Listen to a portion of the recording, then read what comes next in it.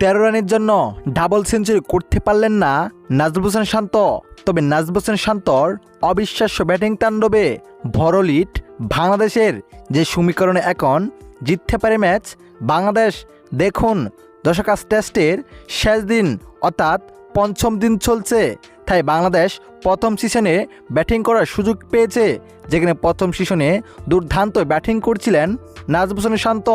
তবে মাত্র 13 রানের আক্ষেপে এলবিডব্লিউর ফাঁদে পড়ে আউট হয়ে ফিরে যান 87 রান করে নাজমুল হোসেন শান্ত। তবে বলতে হবে নাজমুল হোসেন শান্তর অবিশ্বাস্য ব্যাটিং তাণ্ডবে ভরলিট দিতে পেরেছে বাংলাদেশ। এখন বাংলাদেশের সামনে বড় সমীকরণ, যেখানে দ্বিতীয় সিজনে ব্যাটিংয়ে নামবেন পাকিস্তান, যেখানে বাংলাদেশ জিততে পারে সমীকরণে।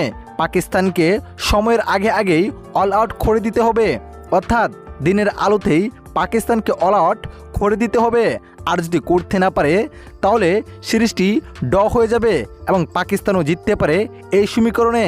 বাংলাদেশের দেওয়া বড় লক্ষ্য যদি দিনের আলোর আগে শেষ করে ফেলে তাহলে পাকিস্তান ম্যাচ জিতে নেবে। দর্শক, আপনার কাছে কি মনে হয়, বাংলাদেশ কি পাকিস্তানকে অল আউট করে ম্যাচটি জিততে পারবে? জানিয়ে দেবেন আপনার মতামত এই ভিডিওর কমেন্ট বক্সে। ধন্যবাদ।